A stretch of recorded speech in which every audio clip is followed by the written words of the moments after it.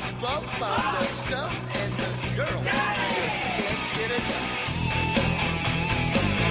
Buff Daddy! I'm Buff Daddy! Buff Daddy! Buff is the stuff. Buff Daddy! I'm simply delicious. Buff Daddy! Buff Daddy! Buff! I'm so sexy. Buff is the stuff. Buff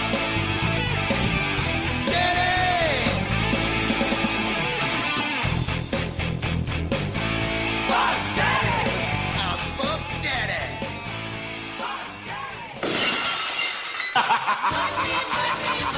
Here comes the money. Here we go. Money talk. Here comes the money. Money, money, money, money, money. Dollar, dollar.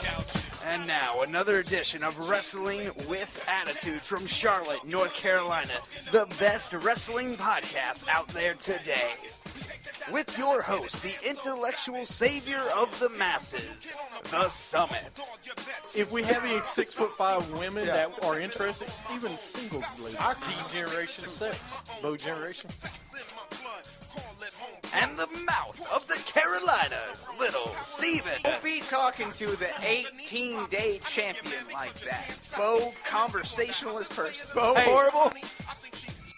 The former 6-month champ, the melting pot, JP. Just go back and do that, RVD. Go back to Philadelphia. I'm sure there's a bingo hall. You could sweep the floors, give the old ladies another marker. Little Steve. And this man makes Wrestling Attitude live to his standards. Dirty Dutch. I mean, I liked watching Justin Gabriel until he got whooped by Goldberg. You ruined my core. Yeah. You can listen to us on Stitcher, iTunes, and Spreaker.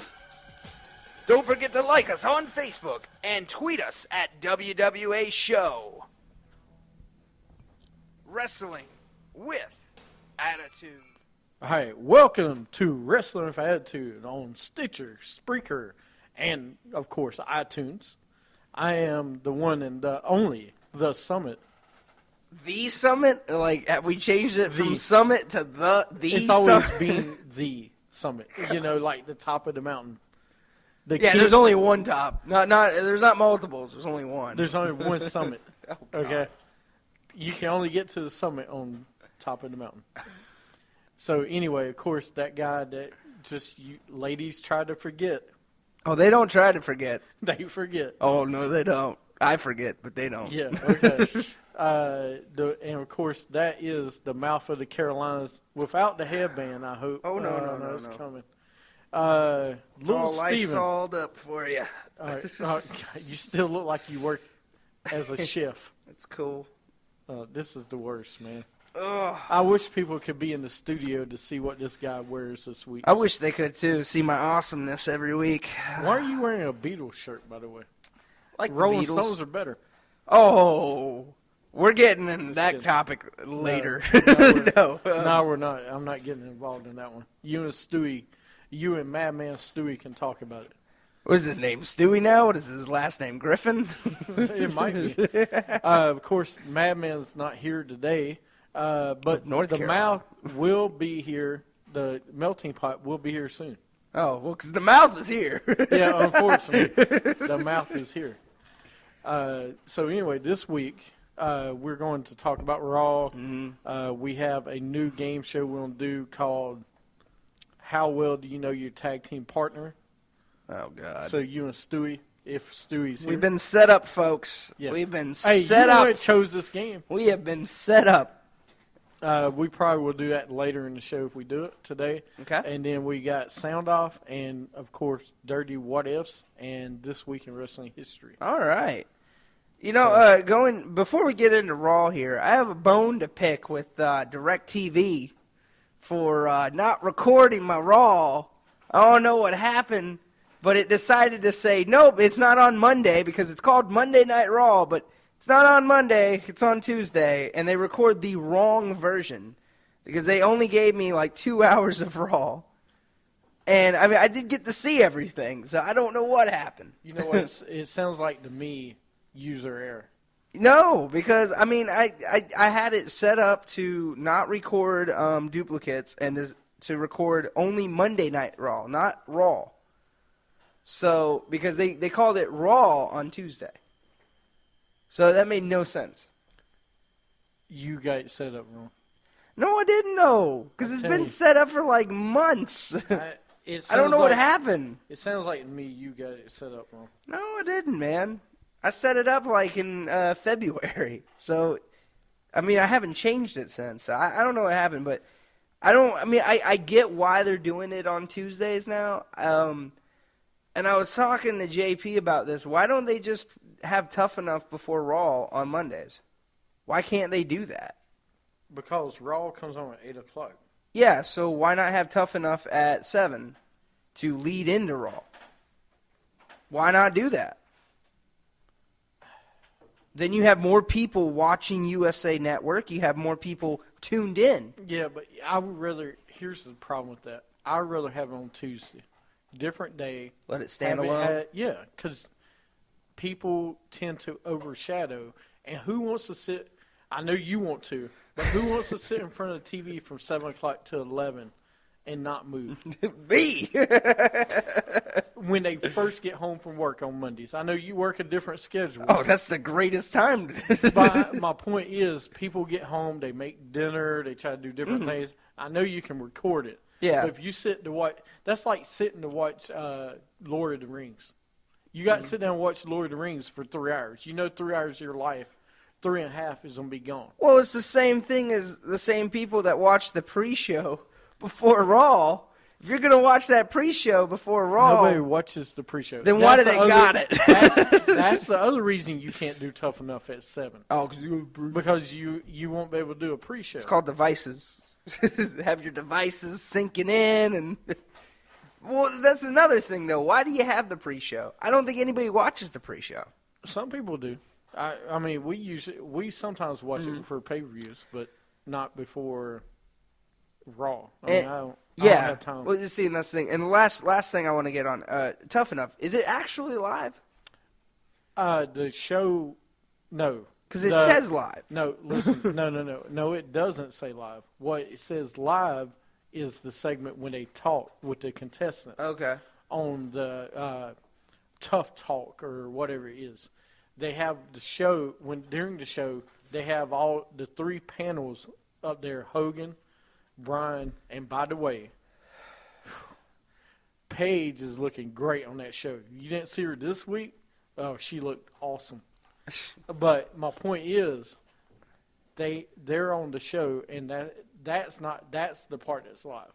Oh. Okay? They show clips of stuff that happened during the week. Well, I mean, it's not that old anyways, though. I mean, it's got to be less than a month, right? What, for the filming? footage? No, I think it's like a week or two. I don't think it's because you have to, because what they do, I think they film the week, and then they do the show on Tuesday. Oh, that makes sense. Like they do a week's worth, or a couple days, and then they go and do the live show. Okay, because I don't think they go live, because when they do the live show, you got to have people voting on people. Okay, so you can't go past that to people to save. True. Yeah, I mean, because they do that with like American Idol, Dancing with the Stars. They do that with everything. Well, they've You're changed right. it this year, and all right. Well, I mean, since we're talking about Tough Enough, I guess we're going to talk about it. What I do like about Tough Enough, if you haven't seen it yet, this year, each judge has a save. Really? So, like, if they like a person, they can save that person before the votes. Wow. Basically, what they do, let me go through the process. They go through the show. Each judge chooses one person as the bottom 3. Huh. Okay. Then, once you choose the bottom 3, they have an opportunity to save one of them before the people vote on who should get voted off. Ooh. Well, actually, what they do is when they open up for voting, the person with the most votes is saved. Okay. The second person with the second most votes is saved.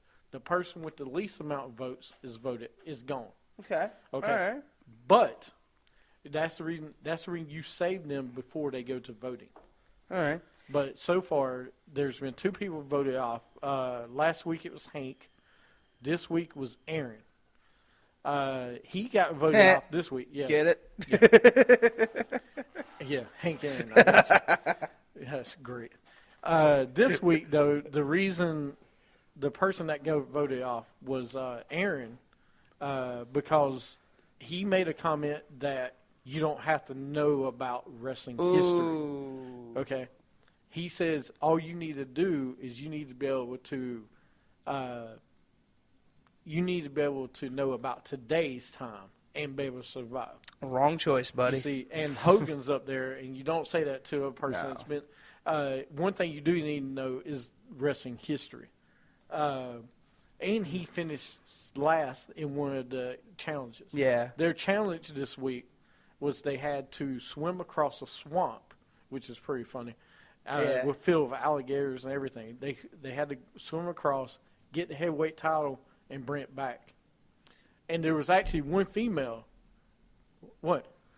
Okay, let me process this. Let me rephrase. Alligator? Listen, no, it wasn't. They didn't have alligator near them at the time. Okay, it was in the same area, so I don't know. They had somebody to shoo the alligators off, but they had to swim to one of the boats that had 12 the titles on it. Okay. Get it? Swim back with it.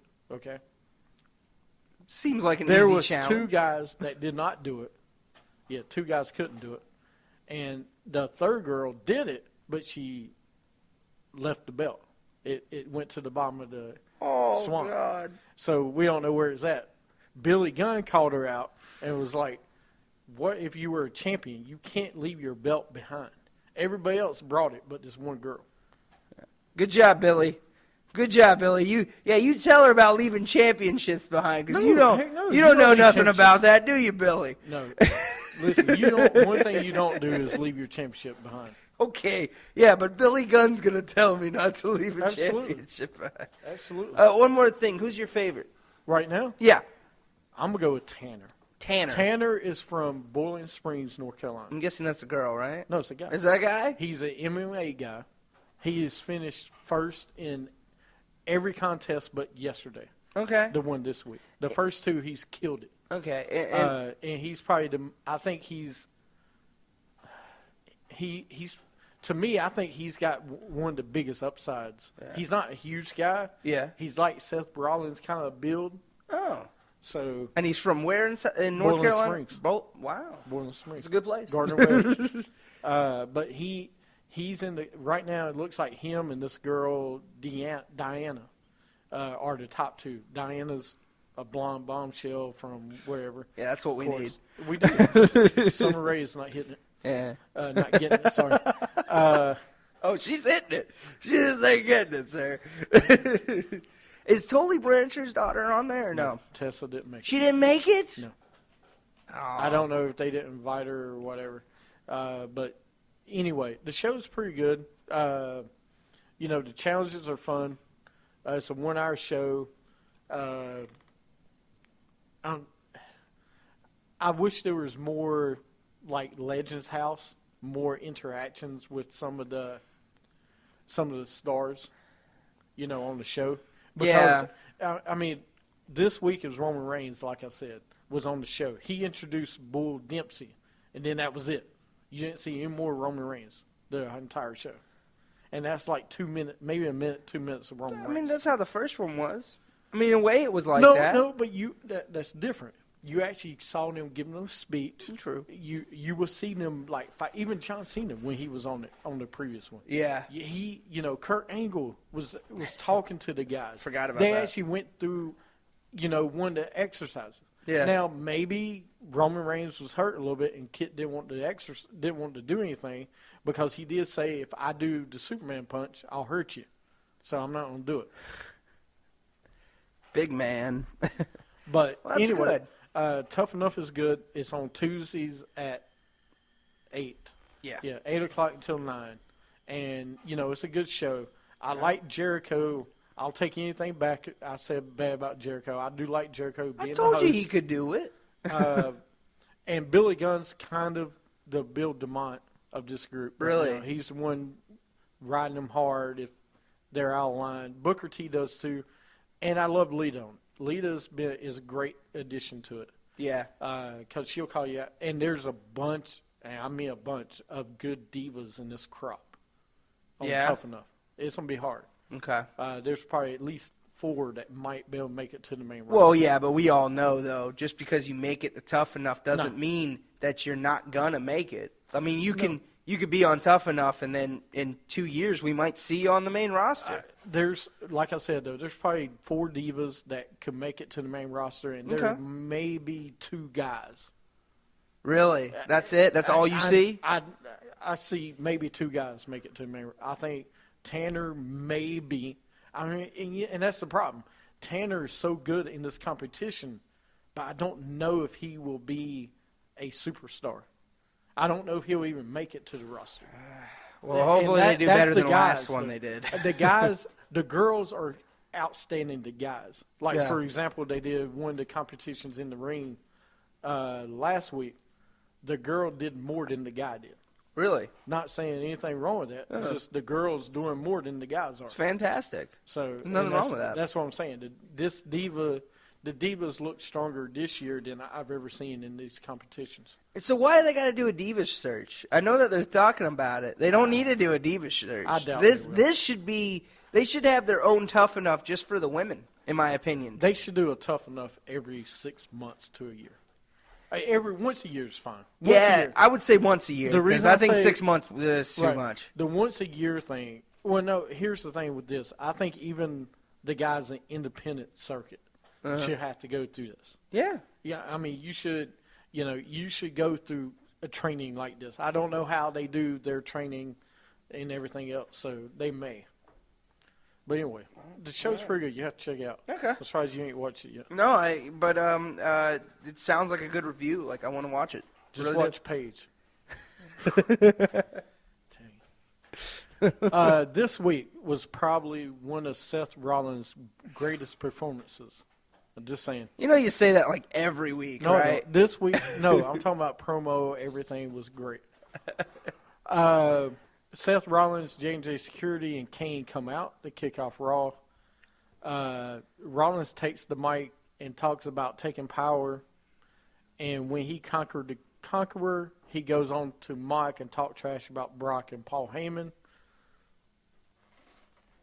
Rollins complains that Jamie Noble suffered from 3 broken ribs, but says he's still tougher than anyone in this arena. As he talks, he asks the fans to give Noble respect and stand up and applaud him. I did. Rollins asked Kane and J&J to come over to the other side of the ring as he has gifts for them all. He removes a curtain, and on the podium is Apple Watches. Man, Apple Watches, this guy's generous. Anyway, Noble says they're so thankful they're going backstage and take their first selfie together. Great cutbacks, WWE. Really good cutbacks. Hold on a second, it gets better. He continues to talk to Kane. He says, I'm going to send you on a trip. You are the cornerstone of the company in the last 15 years, which is kind of true. And he says, I'm going to send you on a trip to Hawaii. Out comes Hawaiian dancers. Rollins says before he goes on vacation, they should send him out in style. That him and Kane versus Reigns and Ambrose in a no DQ match. Rollins says, I've got more. Don't go anywhere. He talks to J&J Security. He says he saw them come in a crappy rental car tonight. He says, my crew travels in style.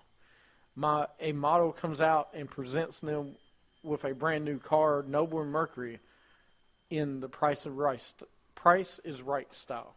Really? Yeah, he gives them a Cadillac CX. He's becoming a Ric Flair type, This, man. I'm telling you, the music was perfect. I've got some music later we'll listen to, but this was great. Yeah. The segment was awesome. Like I told JP earlier, I finally feel that his character has evolved into the right guy. Yeah, like he's finally there. Yeah. Like, well, I mean, see, and I'm a little different on that. I think after the Brock Lesnar thing, then I feel like his character will be there. Because if he beats Brock Lesnar, I don't care if he has help winning. Beating Brock Lesnar is a big thing in your book. Well, it started last week when they beat Brock Lesnar up. Yeah. Okay, they did it the right way. You know, you had. I'm okay with them being involved against Brock Lesnar. They should be. Yeah. I mean, it's Brock Lesnar. But I think this is what they're going to do. I just want to say this real quick. We'll move on. If you remember Well, last year at SummerSlam with John Cena, how John Cena got dominated, I'm not saying Brock Lesnar will get dominated, but I could see him getting, like, before the match, like, the authorities ganging up on him at backstage or something. And then he comes out, he's injured, and Rollins wins because Lesnar gets injured. Now, That's what I see happening. I do. I'm sorry, you said what?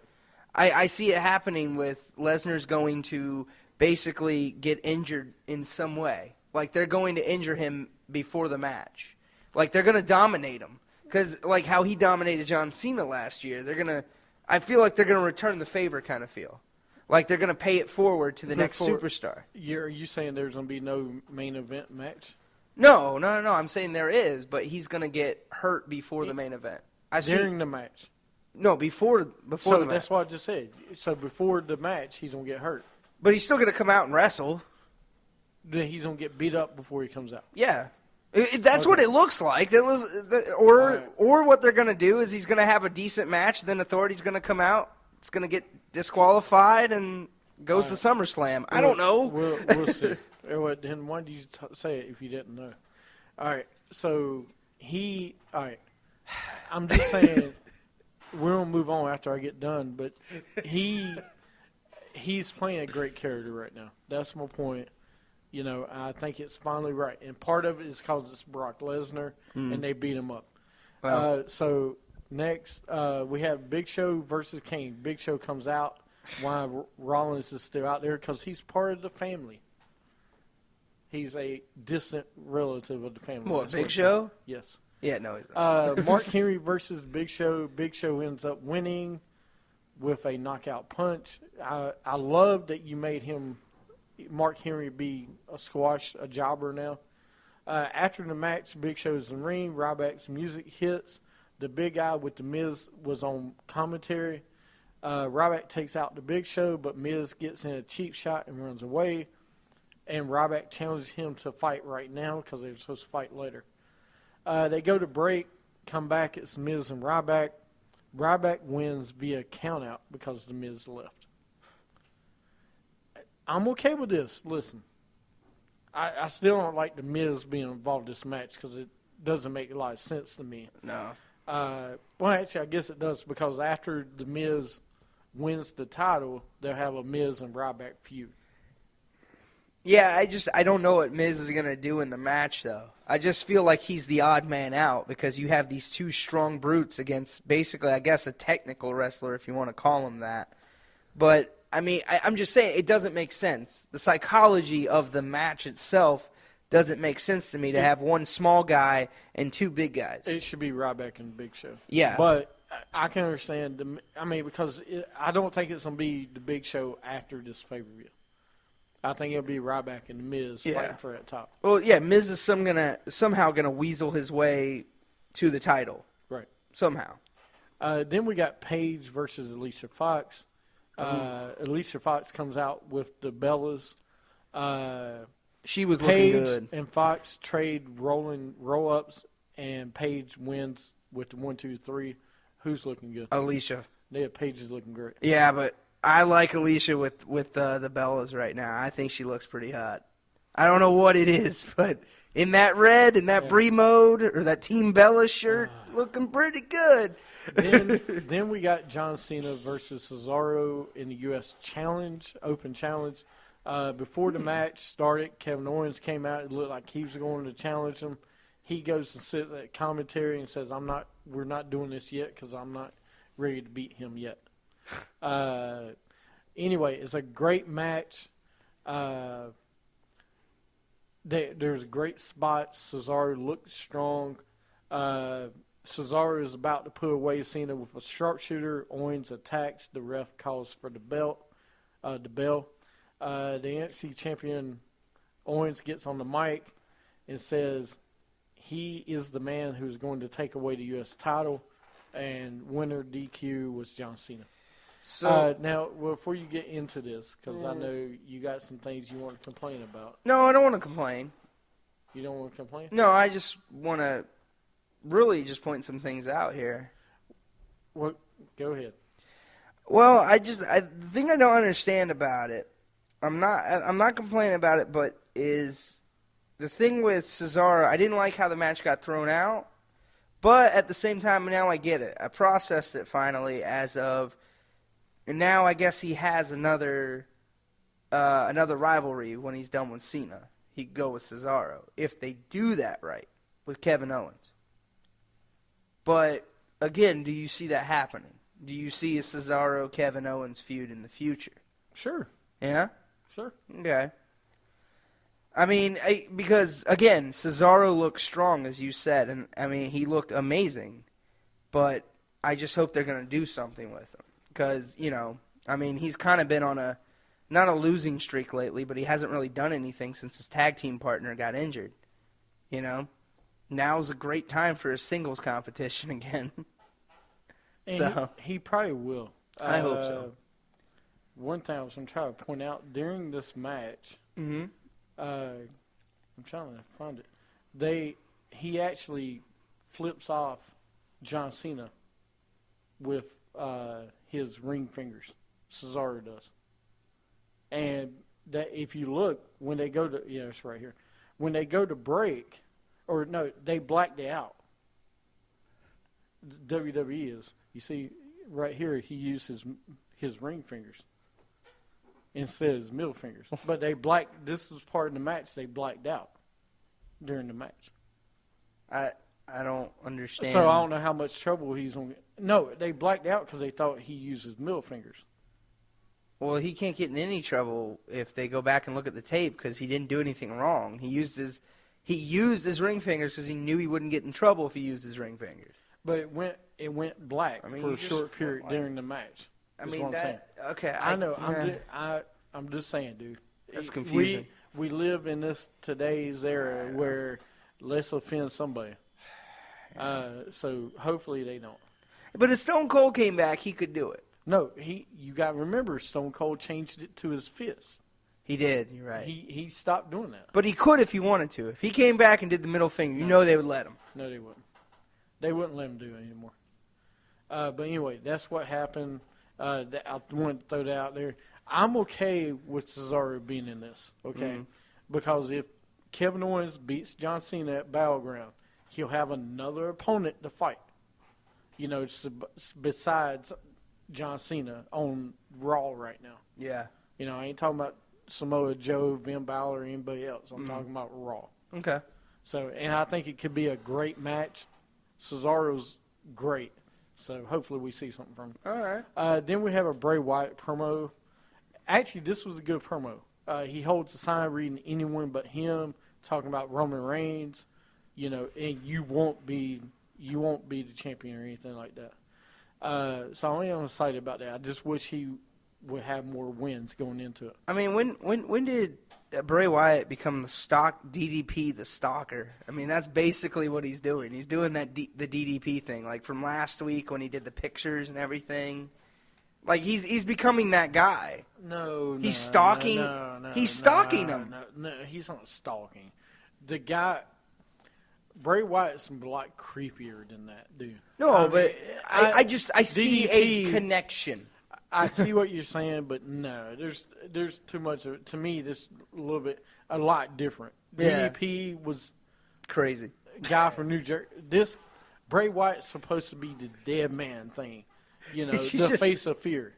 Did you just say DDP's a guy from New Jersey? This is completely different. Right, because DDP was like, is like the creeper off the street. Bray Wyatt's the creeper from the swamp. All right, there's a little bit of difference. Tomato. Then we got the Lucha Dragons and the Primetime Players versus Bo Dallas and New Day, the most inspirational group in wrestling right now, the new Bodo. Bode. There you go, Bode. The new Bode.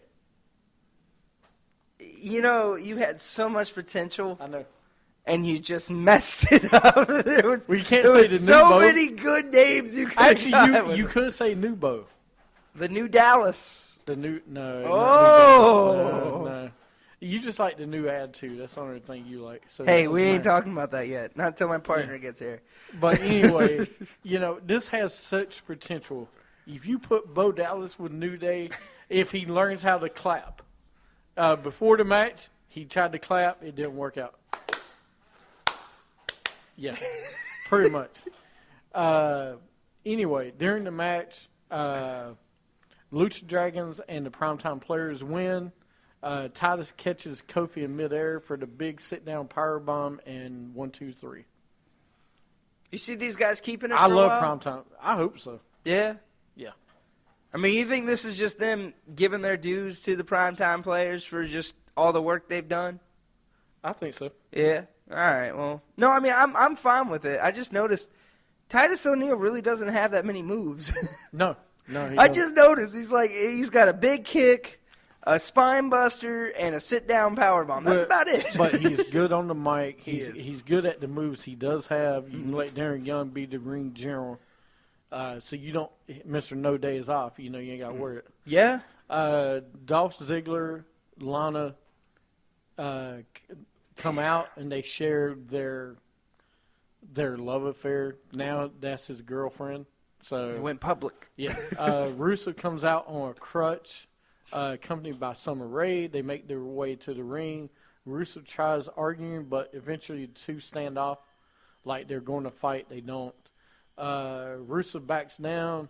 However, Summer isn't done. She gets on the mic and calls Lana a gold digger and slaps her in the face. Lana jumps on her. Cat fight on Raw. There's nothing wrong with that. So I'm okay with this. I'm Summer Rae. I know she's from North Carolina, and Is she? Yeah, she's from North Carolina. I did not know Yeah, I that. think she's from Raleigh. That's not North Carolina. But she, I'm not okay with. Come on, there's. Now- I would call up another chick. I would call up Charlotte Why? to be with her. Somebody's better than Summer Rae. She's eye candy. That's what she's meant for. But is Rusev and Lana actually together? Like, are they really like married or? No, they're always I've told you they bought a house together. Yeah, but They're still together. This is kinda- as of now. Now, usually when these storylines get together, they don't last that long. yeah. See, that's I don't know. This is kind of playing that Mark Mero Sable kind of look right now. Well, that's my worry about Lana. Okay, I think she's going to overshadow. She's already overshadowed Rusev. That's one worry about Dolph Ziggler. Yeah. She may overshadow him. But I think they're playing off that. No, but you got to be careful. And I told you this before. When you turn her face, it's going to be tough to. You need to get her away from him as soon as possible, I think. Yeah. Because if you keep her together with Dolph Ziggler too long, she's going to be more popular than Dolph Ziggler. She already is. That's Kind what I'm saying. of. Yeah. It's going to get worse. Well, then what you do is you turn her heel again. Right. Go back with Rusev. That's the only other thing you can do. But Yeah. then when you turn her heel, you better keep her heel.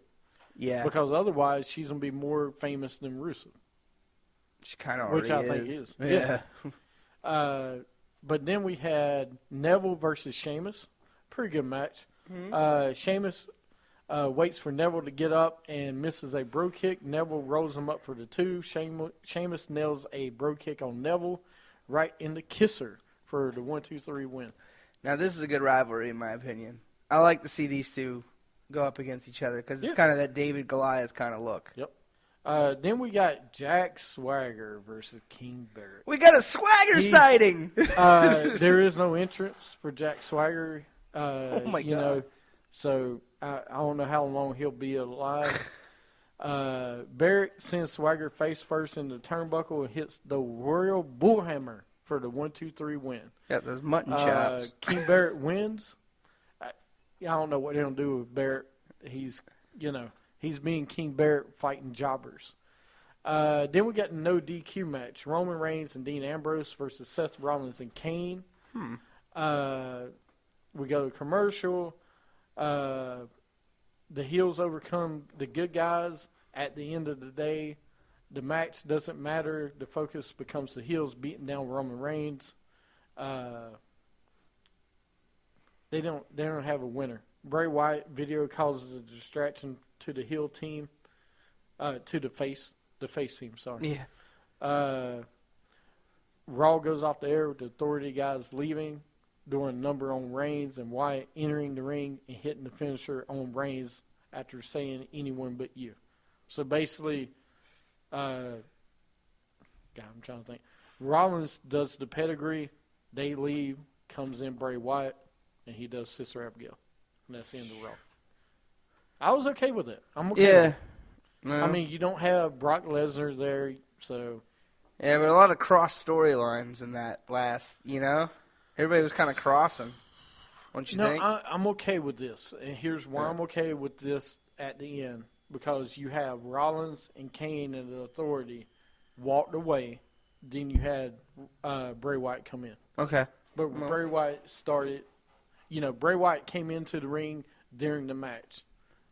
It's continue with them. It's not like they're doing Ryback, Mark Henry, and, I'm trying to think who would interfere. Or if they had a different story going on. Like, if like Bray Wyatt came in out of nowhere. If Bray Wyatt was fighting the Lucha Dragons, and then Roman Reigns came in, and then New Day came out. Yeah, okay. No, I get what you're saying. I mean, but it all kind of falls together because Roman Reigns has kind of two storylines right now because he's going against the Authority, but he's also going against Bray Wyatt. Yep. He's doing both, so Right. I get that. And Brock Lesnar's not there. So you got to do something. If Brock Yeah. Lesnar was there, I would have a different opinion. Yeah, you can't have him twice in a row. Can't have him show up twice. Nope. All right. And now it's time for Superstars of the Week. Man. Yep. By the way, happy birthday, Cody Rhodes. Oh, yeah. Happy birthday, Cody. Yeah. I got to Who's give your it 3 stars? to John Cena and Cesaro. Does that count as 1 or 2? That counts as 2. Okay. And who's your 3rd? Lana. It's just that hair, man. She put her hair down this week. Man, that's great. It's looking good for a Russian. Mine's easy. Oh, God. The Authority.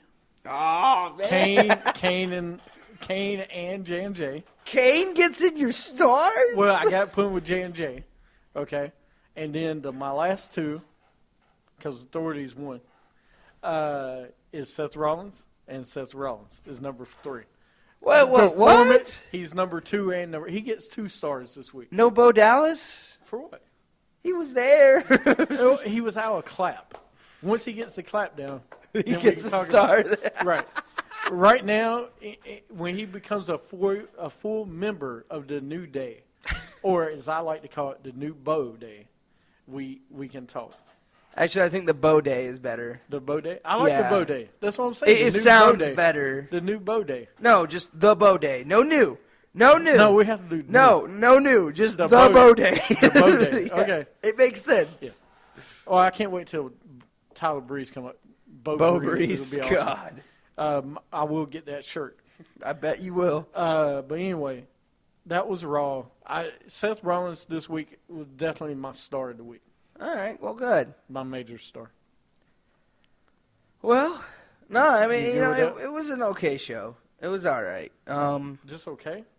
I mean, it was a better Raw that we've seen in a while. I will give you that. It was interesting this week. And I do like how Seth Rollins he's evolving. He's finally, he's getting there. Getting better. Yeah, so. All right, we're going to take a break because your music is on. Hey, man, I miss her. Yeah, I know. I miss You're you, in love with Bailey. this- Yeah, this car dealership, you can see her any week. All right, you're listening to Wrestling with Attitude.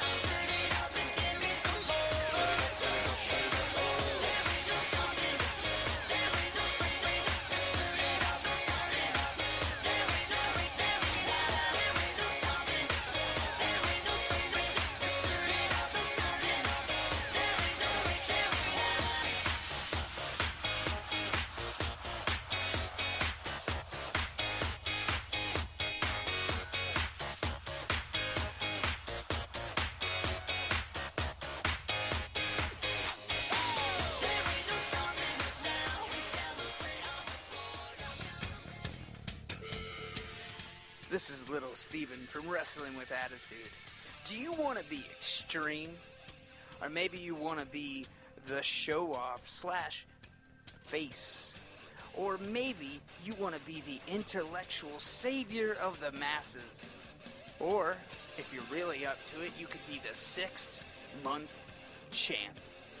Doesn't matter what you want to be, but you can find it all right here at Wrestling with Attitude. Go to our website at wrestlingwithattitude.com. Like us on Facebook. Also tweet us at WWA Show. Wrestling with Attitude. That's where the big boys play. All right, welcome back to Wrestling with Attitude, or Smellitude. Oh, God. I hope it'll never be Smellitude. Just listen, if you start talking about something, you'll forget it's even in the room. Oh, shut up. All right. No, but, so NXT, man. Well, not even NXT. This weekend, WWE has a live event in nowhere but under the sun. That's right, Tokyo. Tokyo, Japan. They're in Jamaica? No, it's called Oh.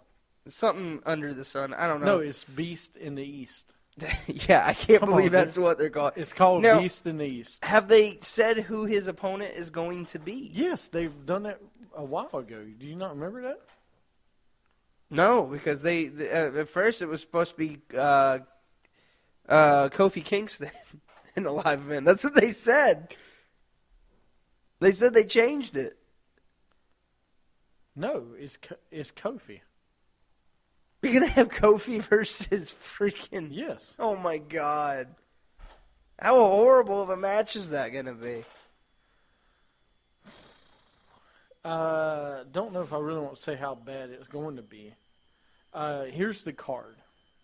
Finn Balor versus Kevin Owens NXT title is the main event. Naomi versus Paige versus Nikki for the Divas title. Ooh. I don't. Who knows? Somebody, Paige may win it, or Naomi may win it. We I might doubt see a it. title change. Brock Lesnar versus Kofi Kingston. Okay. Adrian Neville versus Jericho. Yeah, that's who's fighting. John Cena and Dolph Ziggler versus Kane and King Barrett. Yeah, King Barrett for some reason. Oh, because Rollins is not going on that tour. He's not going to be there for that. He's on a different tour. Yeah, they split the tours up. Same with Ambrose and Reigns. So they're not going to be there? No. Oh. Which I'm okay with. I mean, if you go on a different tour, you can't book the match. And Rollins has stuff going on with Ambrose and Reigns.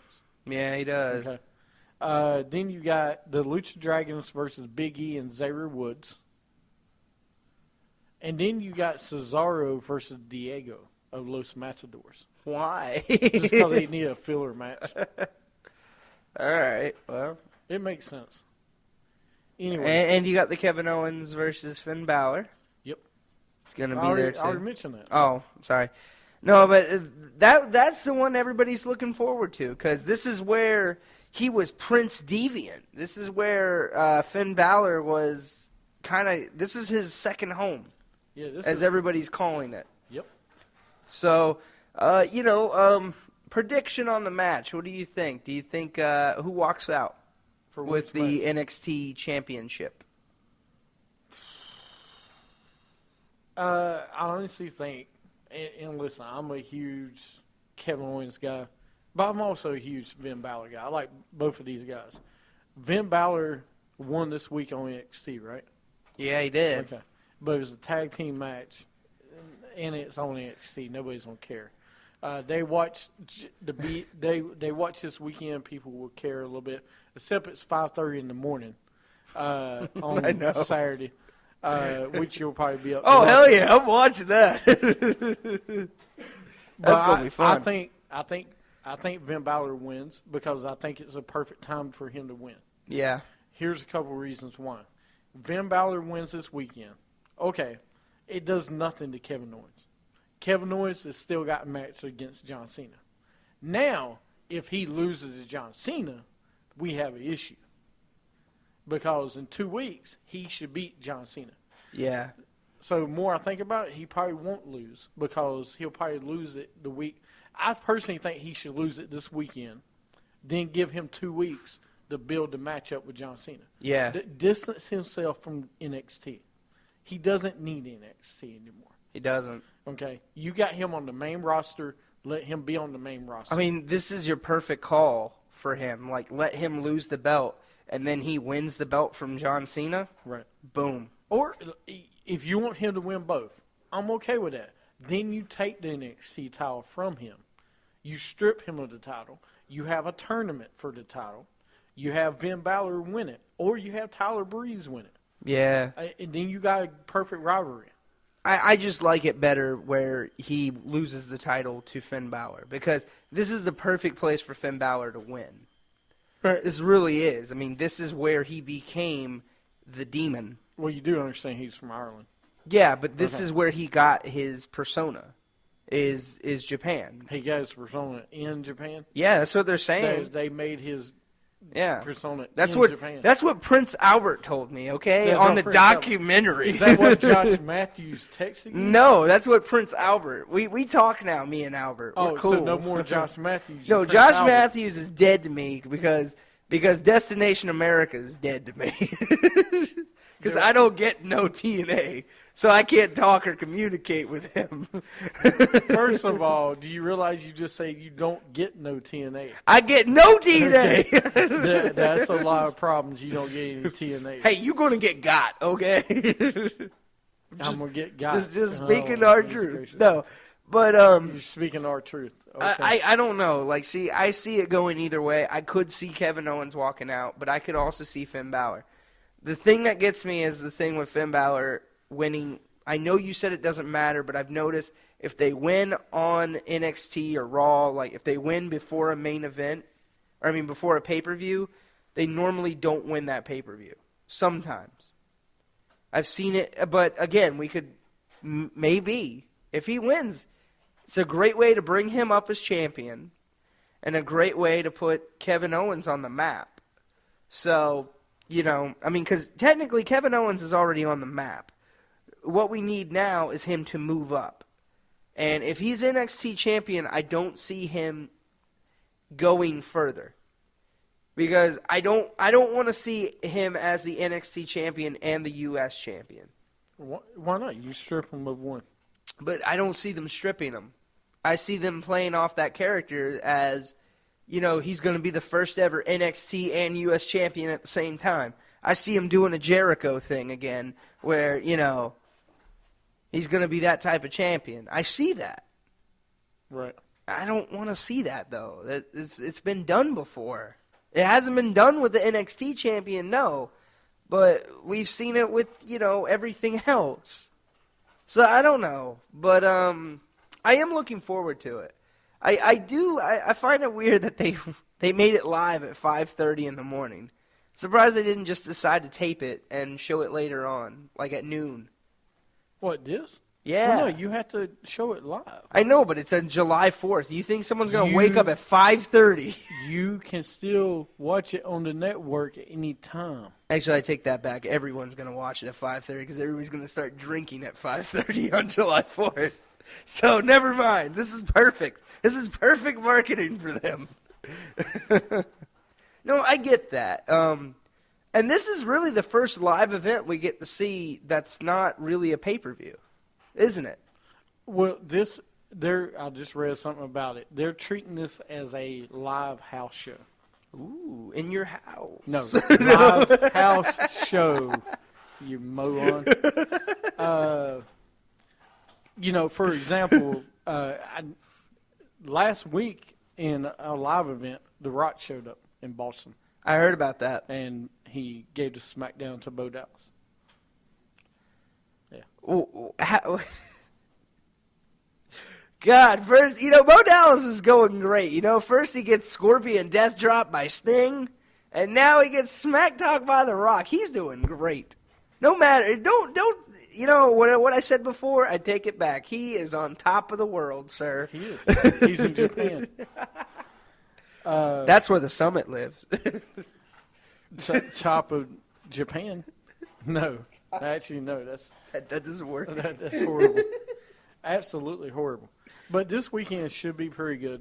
I figured it out now. The land of the rising sun. Thank you. There we go. Finally. Land of the rising sun, Tokyo, Japan. You finally figured that out. Nah, I know, but are you looking forward to anything else on this card? Is there anything you're looking forward to besides the NXT Championship? Well, it's at 5:30 in the morning, so probably not until I get up. I can't wait to get – actually, I am. I can't wait to get up Saturday, July 4th, and get up at like 8, 9, turn on TV, lay in bed and watch WWE TV with my wife. Yeah, that's the cool thing, though. They should start doing a live event on July 4th.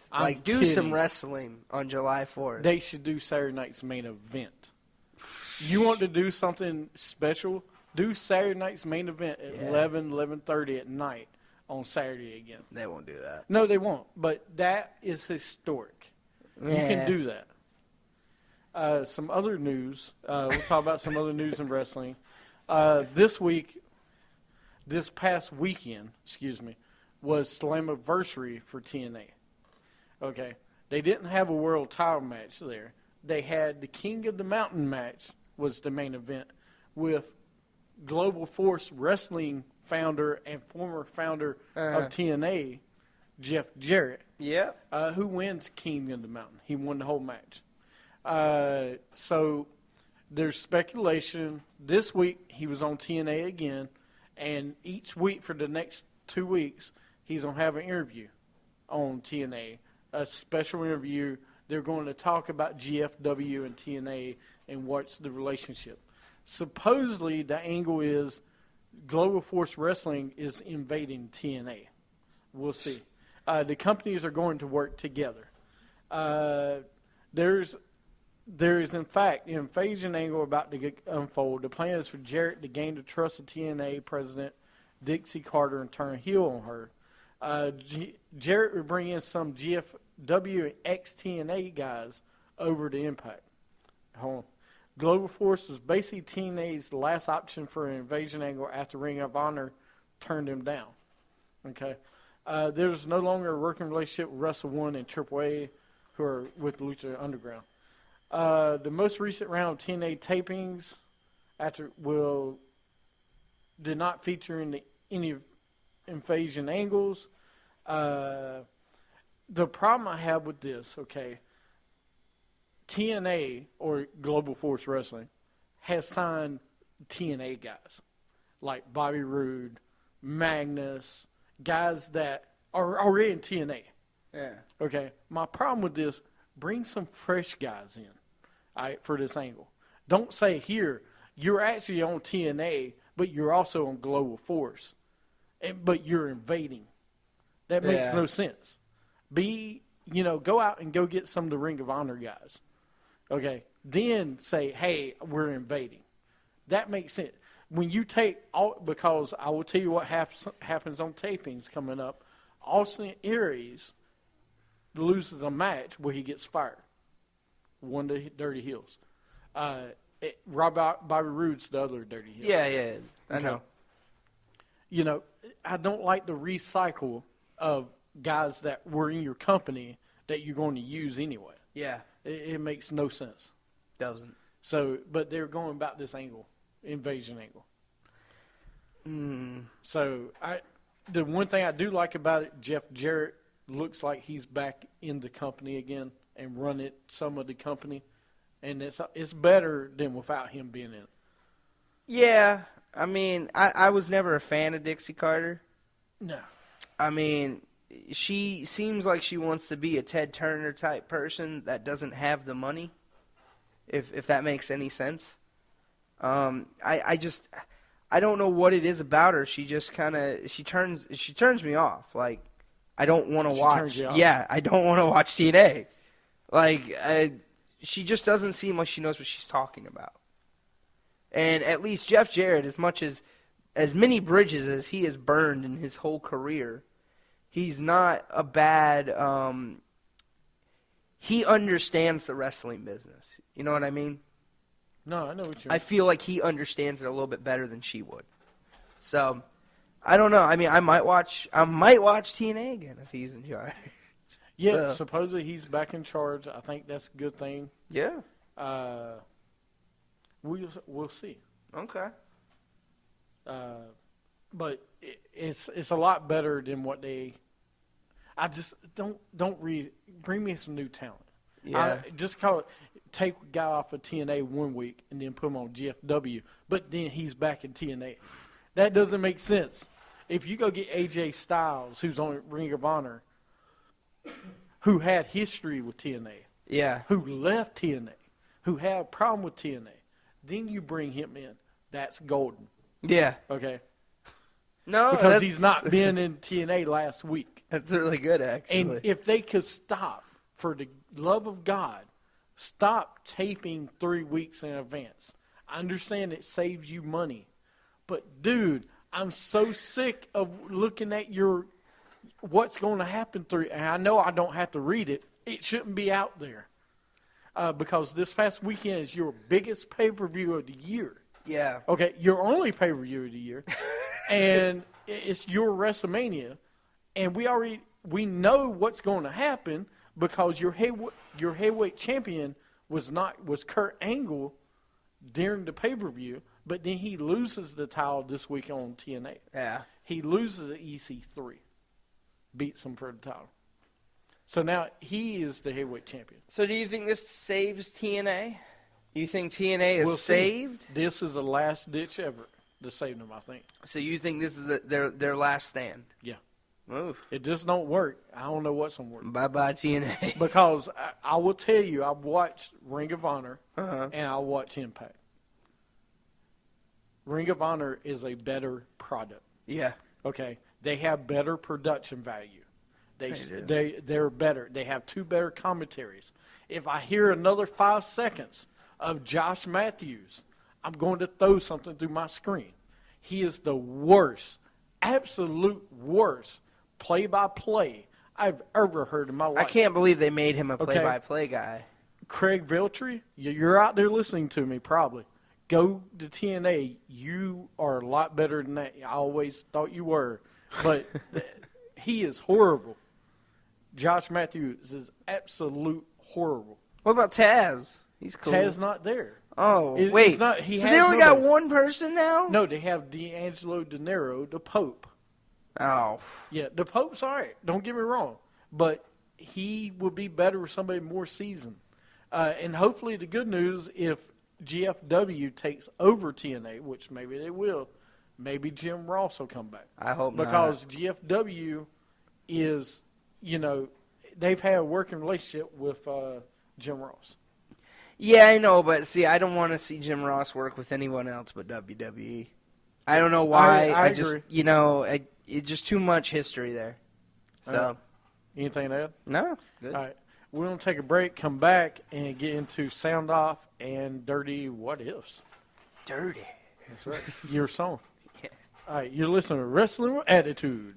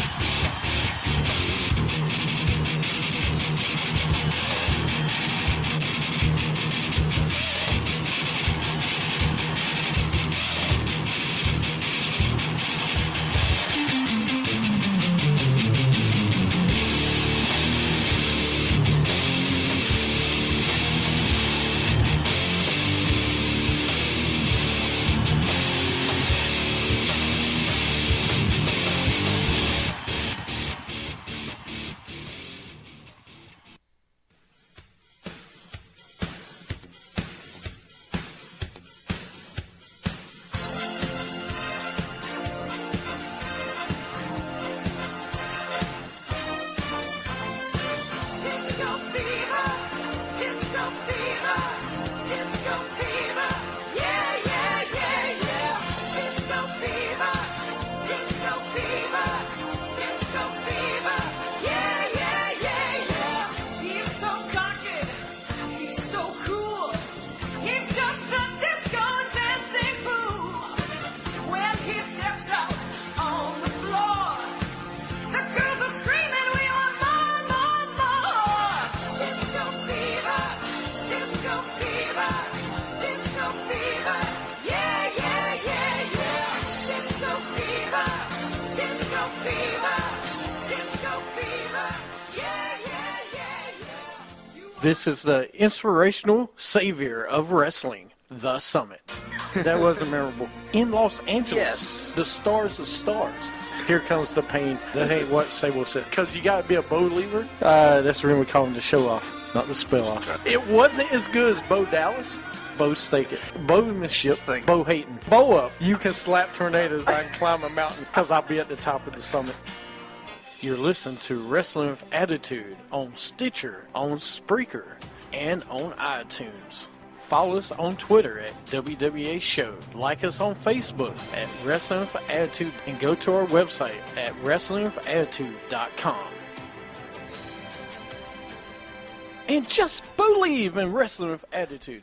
And welcome back to Wrestling with Attitude.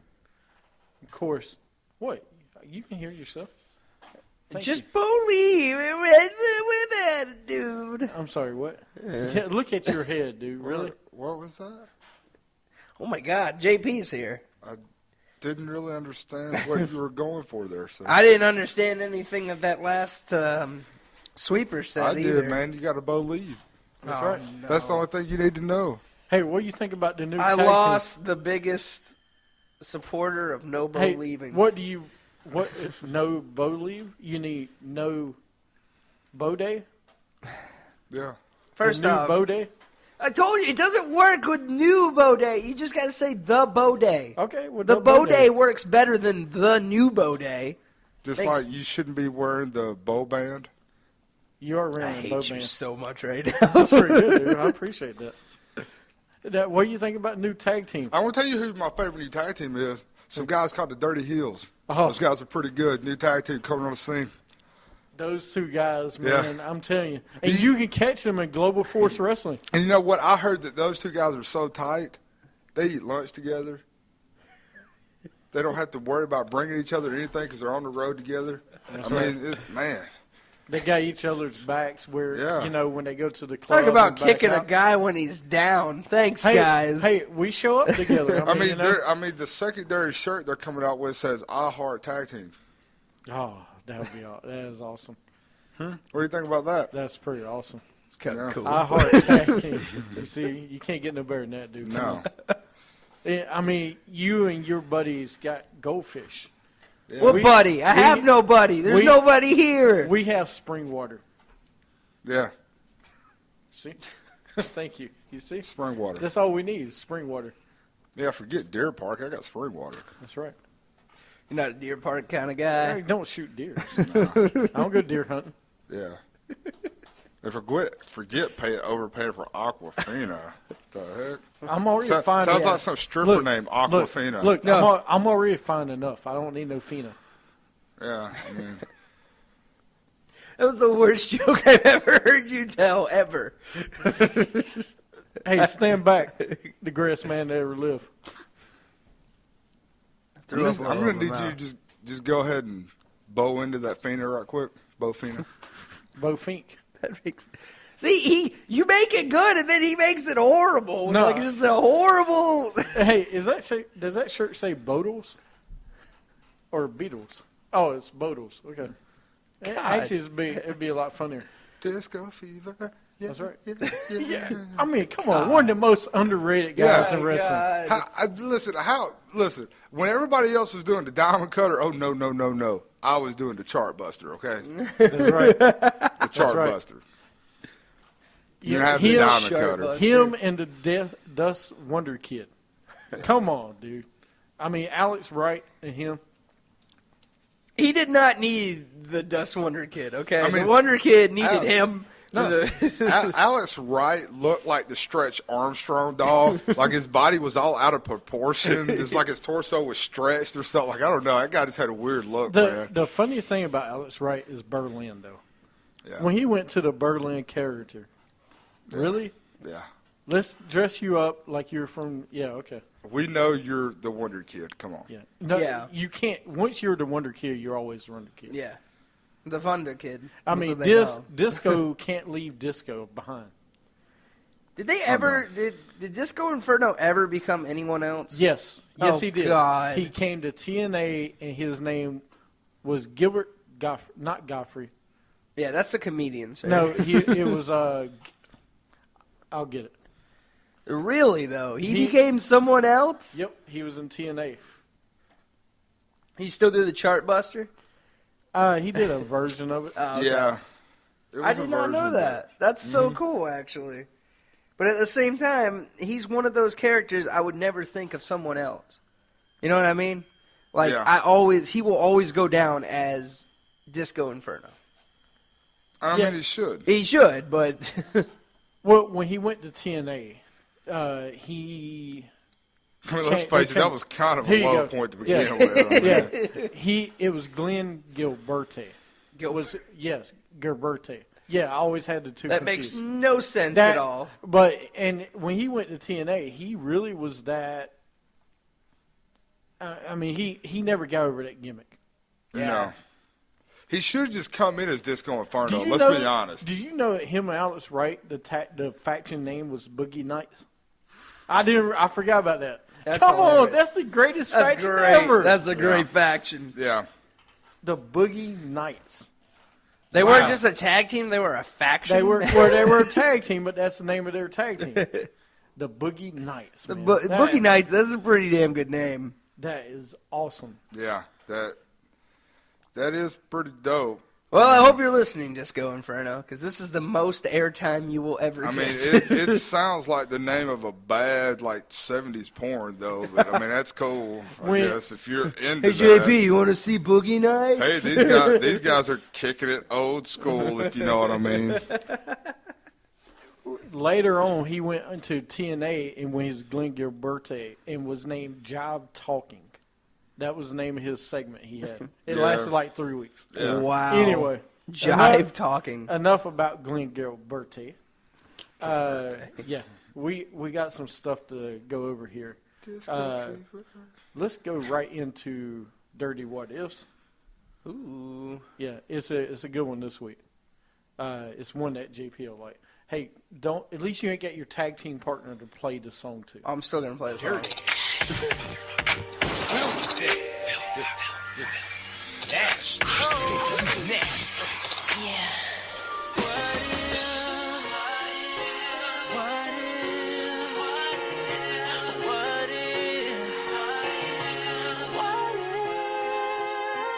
Too dirty to clean my act up. Okay, you need to stop playing the piano because I'm just saying it gets worse every week. Here's what was good was that we told him Stu wasn't here, but he still turned to play the piano and sing to the chair as if he was here. So Stu, he missed you, buddy. Yeah. I mean, I'm a little mad, but, you know, it's cool. I'll You're- be forgiven. Why are you kind of like the jealous girlfriend right now? Because- he hasn't responded to your text. Yeah, man. It sucks. It sucks when you're not wanted. Wow, dude, this tag team might fall apart before it even started. Yeah. I love it. I love to see a family, a tag team to unfold just like that. We keep looking at it, huh? I don't know. Oh, but yeah, I'm waiting to see if your tag team partner comes in. Yeah.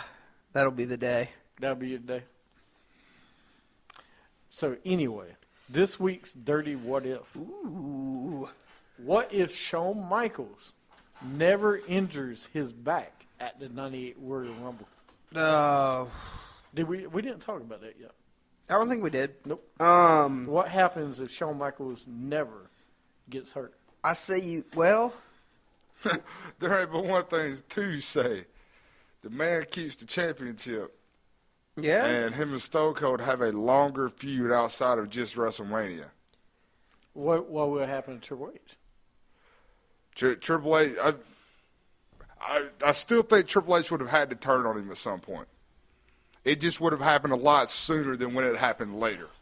And I think you wouldn't have saw that D-Generation X. I don't think you would have saw the New Age Outlaws and X-Pac. Okay.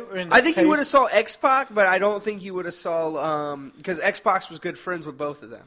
So I think you would have saw like another version of the Clique, you know, without Nash and Hall. And I think the New Age Outlaws would have still been champions and stuff, but they just would have been on their own. Well, I don't know.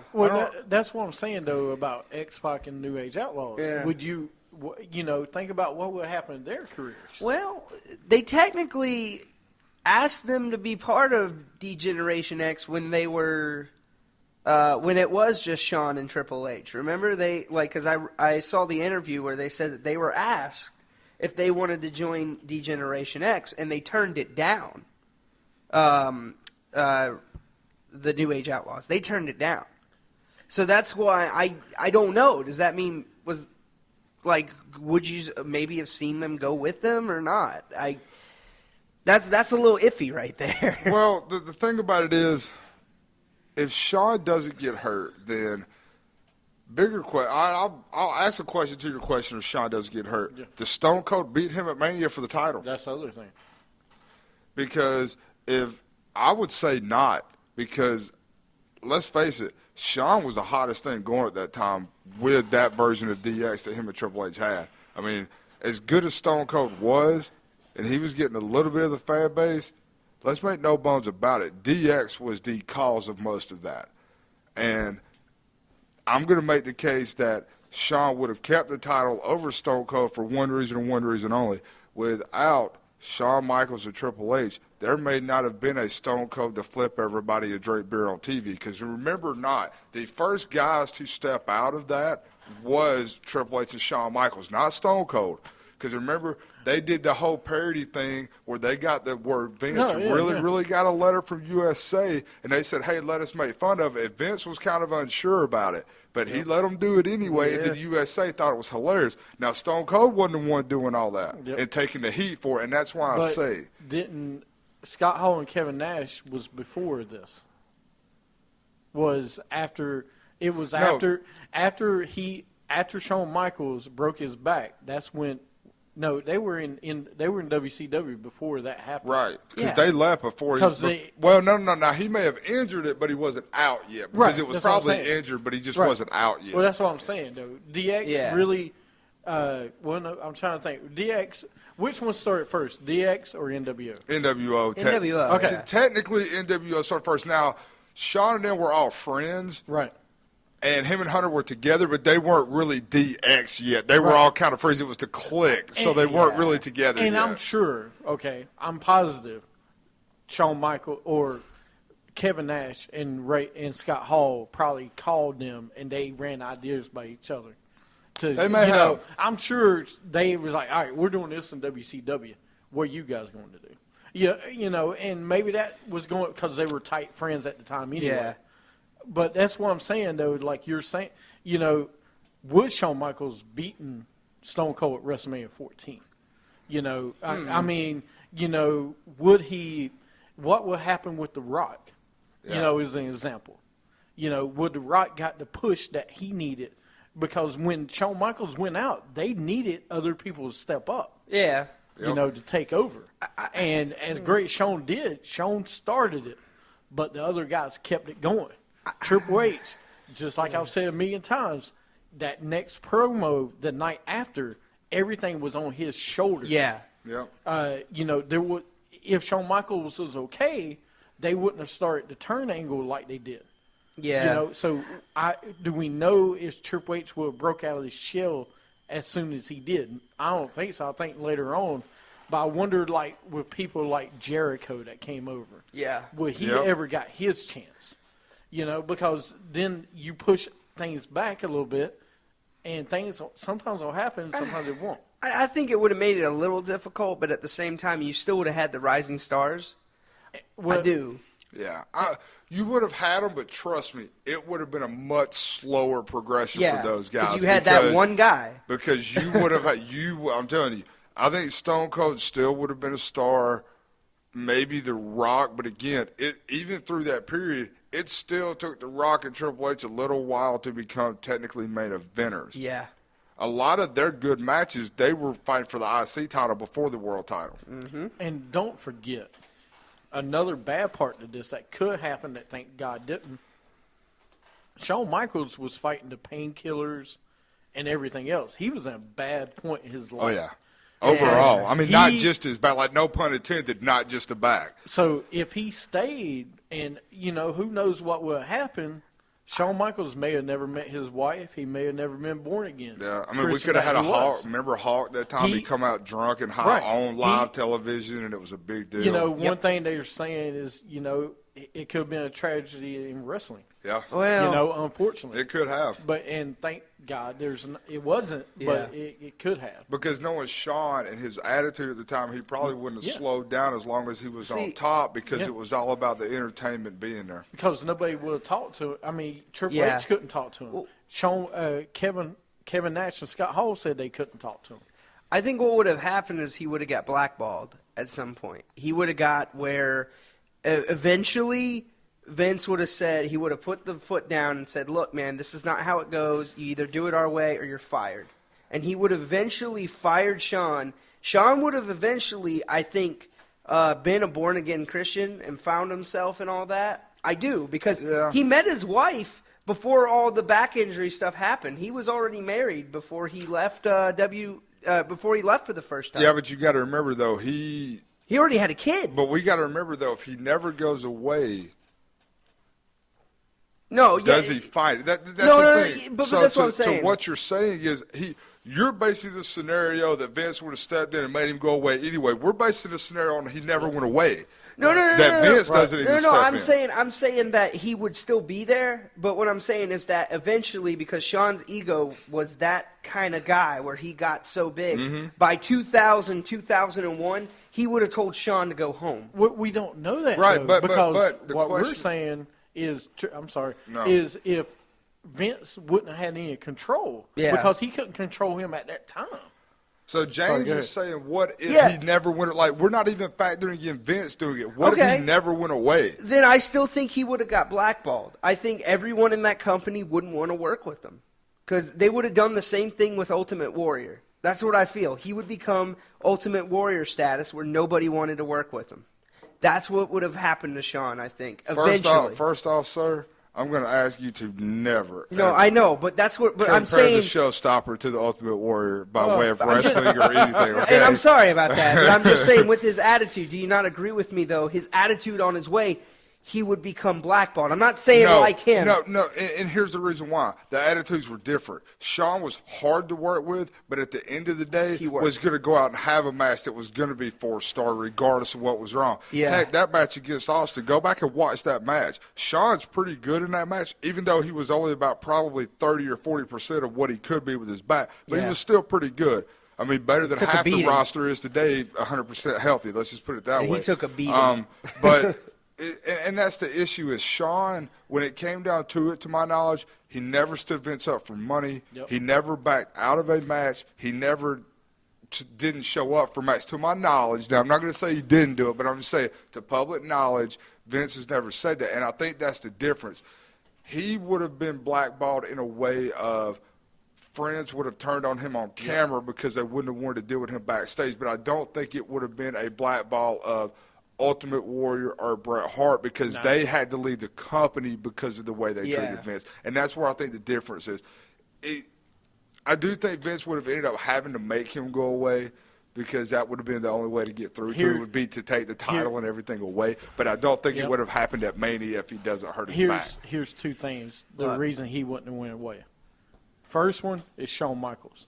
He ain't stupid. All right? Yeah. He knew where the money was at in Yeah, WWE. he did. Okay. Second reason he wasn't going anywhere, Vince McMahon. Vince McMahon wasn't stupid and saying this is HBK. He knew what he had on his hands. He did. When HBK took off after DX, before that, let me take that back. When he had his first match at WrestleMania against Bret Hart in that 60-minute Iron Man match, Pat Patterson was made sure he wasn't going to let go of him. So he wasn't going nowhere, dude.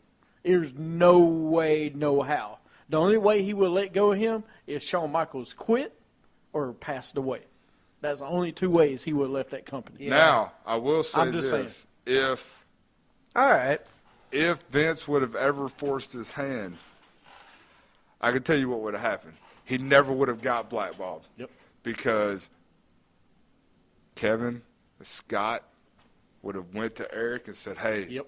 Sean ain't happy. Here's throw money. the money. And there he would have went and he would have Can took you the imagine money. that? Can you imagine Yeah. HBK being the next NWO member instead of X-Pac? Or Six, excuse me. That would have been crazy. No, could you imagine both of them coming over? Oh, him Both? and Triple H? After they'd already, no. Sean and even Oh, X-Pac yeah. coming over after they'd been at DX. I mean, after they were already friends together in the clique, because X-Pac wasn't in DX when he left that first time. But could you even imagine that, just those two being in the clique together? It would have been two more guys going, hey, you know who we are, you know we're friends, and you know why we're here. Money. That would have, to me, I think that would have been a kiss of death Oh, that. for Shawn Michaels going to WCW. Yeah, oh, yeah. Yeah, that's Bret Hart. I mean, because, who, think about you take away Shawn Michaels against Stone Cold at that WrestleMania 14. I think WWE overall would have been okay, but it would have taken them another year, to really take over. Like, it would have just taken it a little longer to take over because, at that time, Stone Cold was starting to get made, so he still could have won the title at Mania. It just wouldn't have been against Shawn, and the crowd still would have loved it at the time. So I think WWE still would have taken over just, again, by default because as much as I love Shawn, I'll admit that roster at that time in WWE, man, was about as bar none. It reminded me of the old NWA roster before they became WCW. Yep. When you had the Horsemen and you had TA. Just the countless names. The top Road heavy. Warriors were there. Yeah. Like, I mean, just the countless names. But you knew every night you were going to get TA, Flair, Tully, Arn, the Road Warriors. Like, you knew every night I'm going to get 6 matches that all have superstars in them. You had Not enough that people. early 90s WWF stuff with a bunch of mid-card guys and maybe 2 guys who were superstars. I mean, honestly, think about this. WrestleMania 6. Hogan and Warrior. Can you name me 3 other matches off that card? Dusty Rhodes and Okay, but again, where was he made from? NW. I'm just saying he was pretty Oh, much made in NWA? NW. No, I'm saying. But the only reason you know Dusty is again, what roster was he on before that I just talked about? the Colossal Connection against Demolition. Okay. There's another one. Okay. Another one. Okay, I'm not talking about you, Mr. Wrestling Historian. No. No, when I say that, I know what you I'm meant. talking about I your know what you average fan who, Yeah. who even your average fan knows a lot of those guys from NWA. But that early 90s WWF No, roster was a I little get you. thin once you got through those top 5 or 6 guys. It was really thin, like Sure. you said, really thin. Well, look, it's tough for the greatest man to ever live, not remember things Yeah, like this. I mean, it happens. So, and that's why I said not you, sir. Shut up. but yeah, that was a good one. I wanted to know what happened. I mean, it would be interesting if it Yeah. worked out. It the would have way. changed the game. Yeah. I tell you that. I think it would have changed the game for a lot of superstars. The ones that we call today legends and icons would not. Well, you know, Would still be there. I'm but, watching right now not TNA. WCW 1999 reminds me of Where the TNA big right now. boys play. Right. It reminds me of TNA right now because I'm up to Fall Brawl or Halloween Havoc, actually, where Hogan comes out and lays down in the middle of the ring for Sting to pin him. Oh, yeah. And then Sting comes back out at the end of the match. No, that was Fall Brawl. He comes back out and gets beat by Goldberg Yeah. at the end of the title. Because Goldberg fought Sid Vicious, who was undefeated at the time. Yeah. Yeah, Sid Vicious is undefeated, but yet he's worked for like 3 other companies, and I've watched him lose matches. So is he undefeated in this current WCW contract? Because trust me, I've watched Sid Vicious lose a match before. And then the next pay-per-view, they do nothing saying that Goldberg beat Sting for the title because Sting had the belt taken from I him. know It what was horrible. happened. When he shut up, he said, "Can we start my career over?" Yeah. Yeah, okay. This is American Idol. Start over again. I was going to say that. You're too late. Man. But Like a cat. I just Wildcat. Wow. a Wildcat. Wildcats, wild cuts. Hey, wait a minute. Guaranteed to look good 80% of the time. We're- 90% of the time. What do you say about what did you call land of the uprising sun or whatever you was calling Of land of the something sun. I said, but it's land of the rising sun. You didn't say that at first. Not What at did you say first. Japan. We were talking about Japan. Oh, yeah, because, by the way, said- Godzilla's going back to Yeah. Japan. Be I ready. said Here land comes the beast. under the sun. Yeah, under the sun. Yeah, that's correct. Is that like going under the sea? That's Jamaica. He will be after he loses this week. He'll go back to Africa. That's or where Kofi Jamaica. is. That's Yeah. where Kofi's from. This week in wrestling history, Terry Funk was born in Indiana. Yep. Let me see. Bret Hart was born in Calgary, Alberta today, actually. Really? Yep. Oh, I bet it's a Canada holiday. Yesterday was. God. It was Canada Day. Was it Canada Day? Yep. Well, or as I call it, Bobby Bonilla Day until 2035. The hell is Bobby? What? Bobby Bonilla used to play with the Mets, and he's getting paid still $1.2 million until 2035. Was that like a contract he Yeah. signed? Yeah. Oh, yeah. This is I want to know the guy that came up I with that. want his agent because I want him to hire him. Yeah. Today, July 4th, actually, Adrian Adonis passed away at the age of 33 in a fatal car accident. Don't know if you remember him, but Adrian Adonis wrestled Roddy Piper Yeah. in a hair match at WrestleMania. Do you remember who his manager was? Yes. It wasn't Captain Lou. It wasn't Frenchie. I always get Dino. Yeah. Who was I his asked, and I manager drew a complete blank because I asked you, and I was just sitting here thinking, oh, I bet James won't know this one, and now I forgot it. So I'm going to go ahead and look Wasn't that it up. Frenchie? It may have been. I know it was. I thought it was Frenchie because he managed Dino Bravo after him. I have no idea. know. I remember Adrian Adonis though. He wore the makeup and stuff. Go back to WrestleMania 3. Watch his match against Roddy Piper. Okay. It was a good match actually. Yeah, it was. He It was moved for really a good. big man, dude. He was Yeah. a big guy. And Well, he could move. He was buff, man. He was a guy who kind of gained weight later, like in his career. So some people saw him after he was like kind of really big, and they really didn't know truly what he was. But I mean, yeah, he was pretty good. I mean, I'm going to look up here who was his manager in that match Okay. because I got to remember. Yeah, I don't blame you. I had to for that one. Also this week, in wrestling history, we had Vince McMahon Sr. was born this week.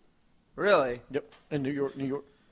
New York, huh? Yep. And the NWA held the first Great American Bash. Here's you some trivia.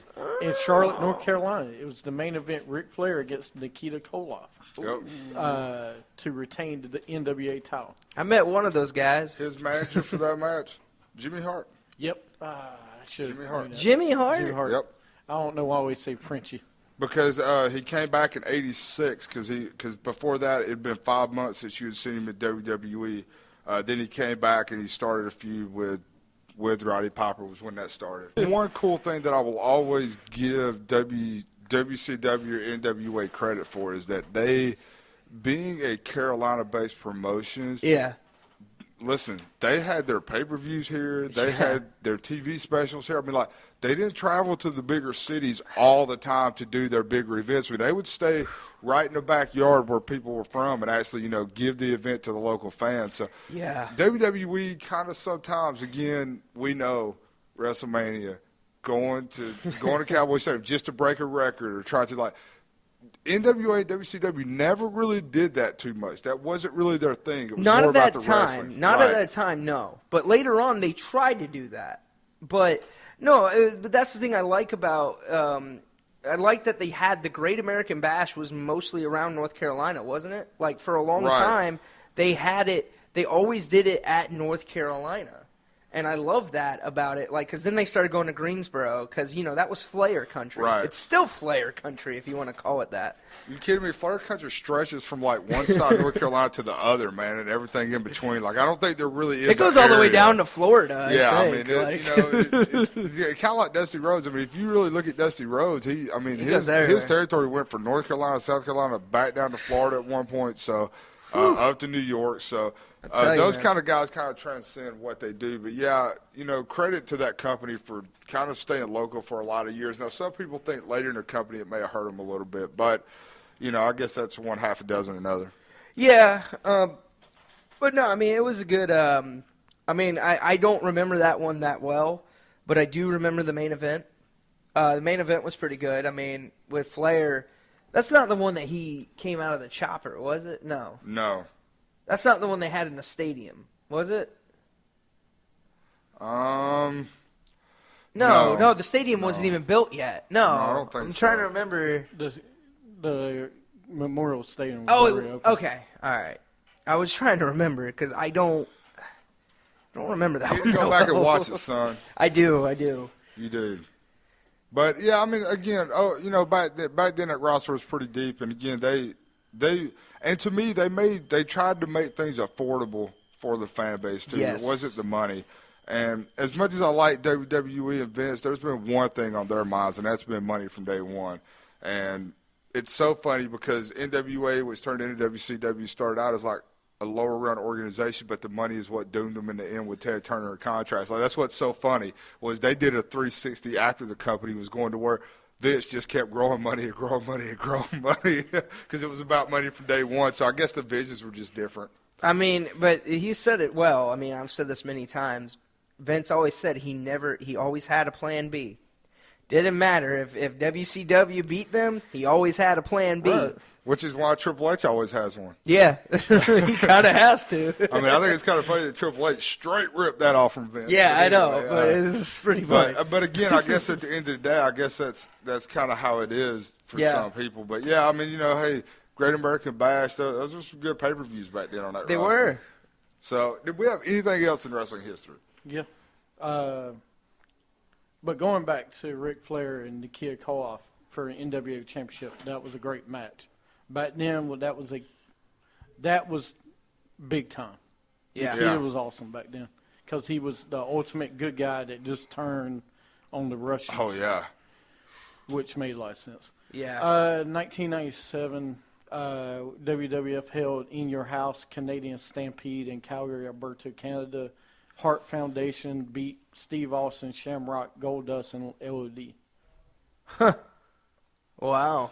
1997. So they called, wait a minute, I forgot this. They called it Calgary Stampede. Calgary Stampede, and it was 4th of July basically weekend. everybody who wrestled in Calgary Stampede from the Hart family, all in a tag team match together. Again, the funny little thing, like I don't want to say funny little things, but the little things you can forget about it until you hear it again and then remember, the name probably had a reason for that. So that's pretty cool that they did that, that Vince brought them in for that. So, Yeah.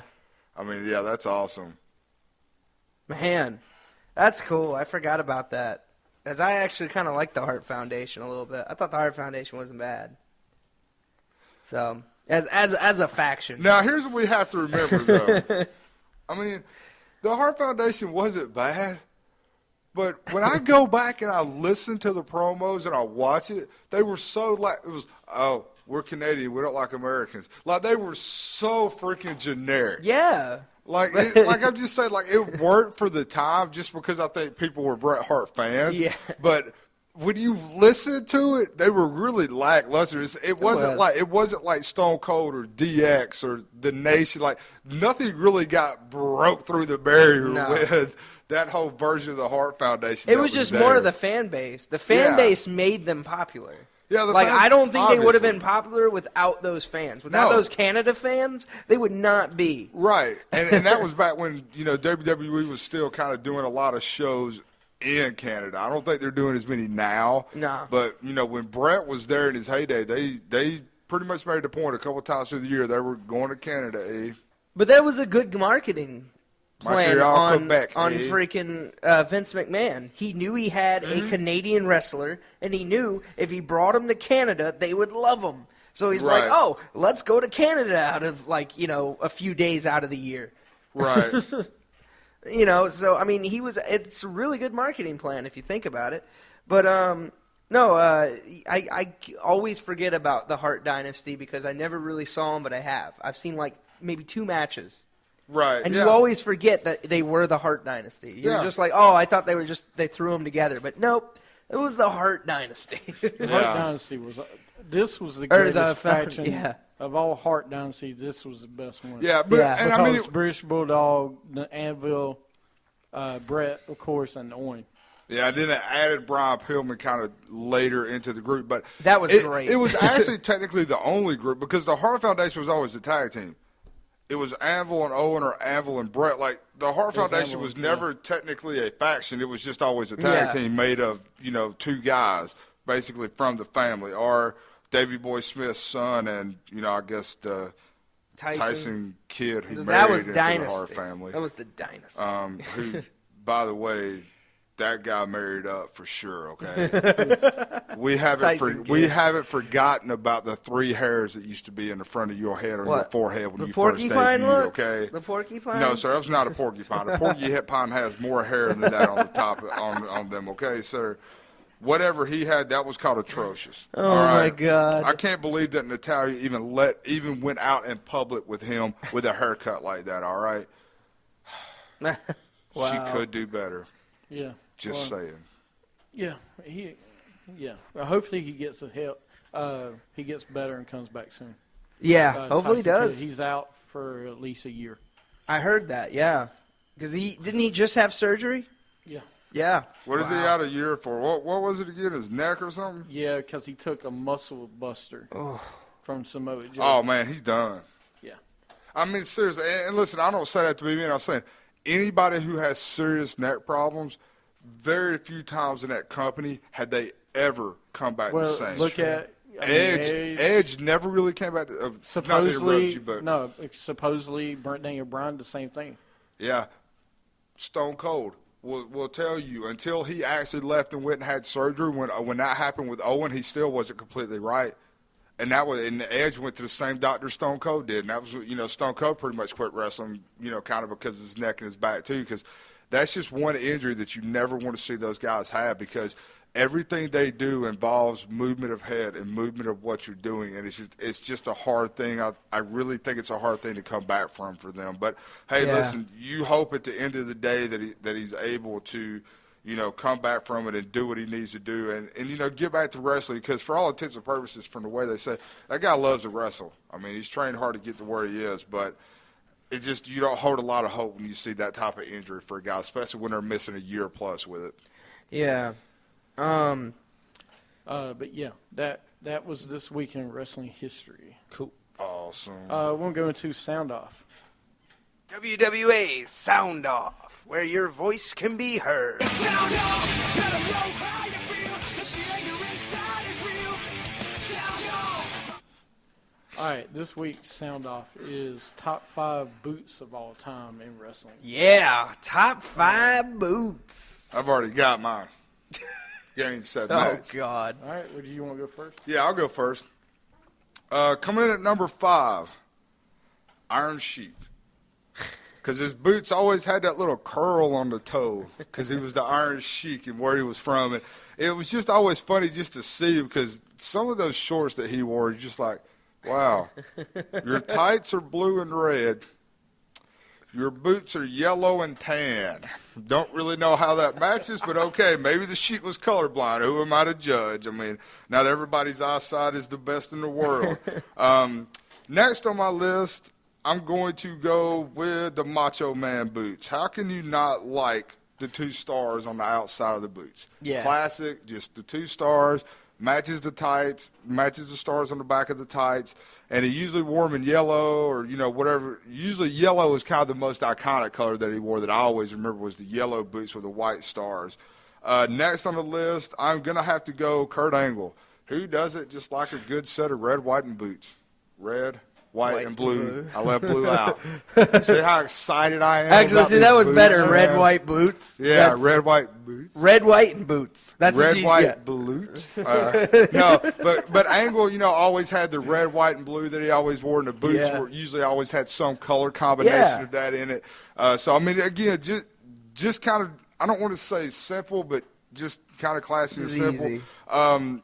Number 1, next on my list, I'm going to go the Shawn Michaels dirt bike boots, because that's basically what they were at one time, I think, other than he just had the little hearts put on them. But I think they were basically dirt bike boots, and Seth Rollins, you should go ahead and just wear a pair of those too, buddy, because they would match what you're wearing. I mean, not even hating, they would match what he's wearing, like dead serious. I think he could really play that for the character up. But Shawn, you always knew that with the super kick. I think they were called Trek or something like that at one point, or something, or Neil is what he wore. And then number 1, I'm just going to go ahead and go with probably the obvious choice that anybody would say is Ric Flair with the R and the F on the side of his boots. I mean, who didn't want a pair of boots or shoes with your initials on them? I mean, let's be honest. True. I mean, NBA players do it now with their little logos on them that you've seen over the years. Charlotte does it. Yeah, exactly. I mean, she took that from her dad. So I think that would probably be my top list by way of just boots. Some of them kind of simple, but again, they get the point across of what you're looking for. All right.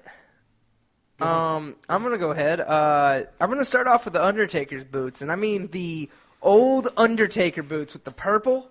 Okay. If you remember, Yeah. those were the best to me just because they were the weirdest color of purple you ever saw on a dead man. Like, you're like, okay, this guy's supposed to be scary, but he's got purple boots on. But he turned purple. Yeah.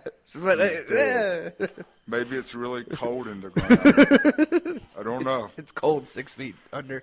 Yeah. And he's deader, so we put him 8. And then I got to go with the Hulk Hogan boots, but the NWO Hulk Hogan, where he put his face on the boot. And it had the lightning. Yeah. I love those. He put the lightning on it, Like, and he had the face. What kind of sadist are you that you put your own face on your boots? Yes, that's what I love about it. Like, first off, I mean, it was horrible. I want to know the guy that drew those boots. Like, the face was great, but at the same time, you're like, wow, this guy really thinks he's awesome. This guy's on a whole nother level of I'm the man, you know, like literally. Gonna go with the Ric Flair boots. I mean, you're right. I mean, come on, RF. Yeah. Another one, gotta go with Anderson's. Gotta go with Arn's. The stripe, the brown and gold on them. I mean, Yeah. those are so symbolic boots. If you ever know anybody that has those, they're probably a ripoff. But I thought you knew a guy that had one. yeah, we're not talking about that guy. No, but those boots, I mean, they're really symbolic. They are. I mean, he wore those boots for how many years as a tag team? Those were like the matching boots. Probably almost like his whole career. Yeah, but thanks. But I mean, last one, I'm going with CM Punk. His boots with the stars on them and everything. I know it was kind of a tribute to Macho Man, but and I'm talking about all of his. Like when they were in Boston and he did the stripes and stuff. That was cool. Ha. What? You're wrong, sir. Take it off your list. What? Those aren't boots.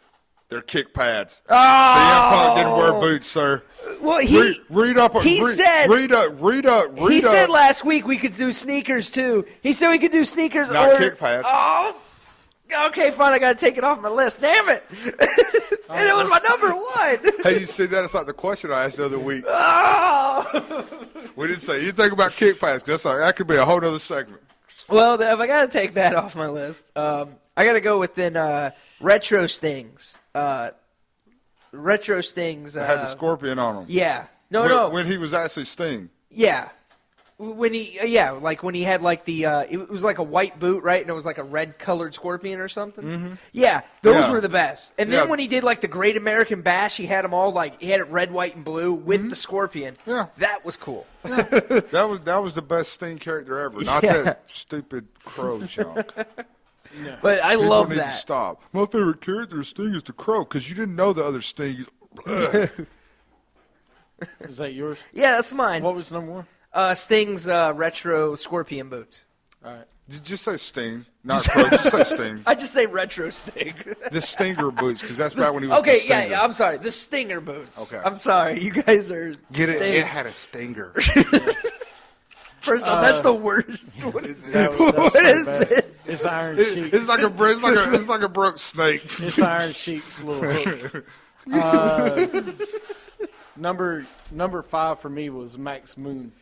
Max Moon. Yeah. I would like to see a picture of this Max Moon. I mean, the oh yellow my God. and the blue. That's just great. That's Those cool. were awesome. Those were awesome. I mean, I would totally wear those today, like with a pair of khaki shorts, Absolutely. because I think the khaki shorts would totally bring out the yellow. Dude, the Max Moon ones were just amazing. Next one is Macho Man. Yeah. I had to do that one. Now, which one though? Because there was many boots of Macho Man. Oh, of course, the greatest one ever. Snap into a Slim Jim. Yeah. That was a pretty good one when he went all like corporate and crap. That was awesome. Yeah. He did the opposite of what those Wayne's World guys did. Like once Macho was committed, man, it was all in or nothing. He was in Just it. ask Elizabeth; he'd lock her in the house. You're either committed or you're not, baby. It's not my problem. You signed the paperwork. Oh God, I don't know how to take that at all. Take it like I said it. Truth hurts, Randy. Truth hurts. Take it like you said it. Oh, poor Randy. That is the worst. Like, I can't tell if you're doing the mandible claw or you're doing like the cobra, but the cobra's broken. Like, It's mankind doing a mandible claw, but like his wrist is broke, so we'll stay up. It just keeps falling down. He's like, work. I can't I'm do it. tougher than this. Come on, pain. I fell off a freaking cage. I feel no pain. And I was going to say number 1 was Iron Sheik because of the little point. Yeah. Yeah? It I was mean, could you supposed to be imagine taking one of snort. those to the face? Yeah. Yeah. That would be painful. You guys remember Sergeant Slaughter? New meaning into kicking you where the sun does shine. Remember when Sergeant Slaughter did that too with the boots, where he, like when he Yeah, turned he his did, back on yeah. America and everything? Yeah. And then he wanted his country back. By the way, if you've never watched that promo, watch it. It's classic. What's his country back? After? Yeah. Yeah, after he turned, when he wanted to come back to America, he did this whole promo, and he was like, I want my country back, or take me back, or something. Yeah, it was like, it was the best, like right? classic Sergeant Slaughter promo, classic. Yeah. And number one was Jeff Jarrett. All right. 'Cause Oh, yeah. back in the day at WWF, Double he J. had Double J on. Oh, Yes. God, yeah. His Straight- outfit. And straight ripped it from Ric Flair. We Yeah. all knew it. Oh, yeah. But But the it was one nice. thing I'll give him is the glasses he That's wore. what I'm saying. The whole outfit. He just, his glasses blinked, Hey, sir.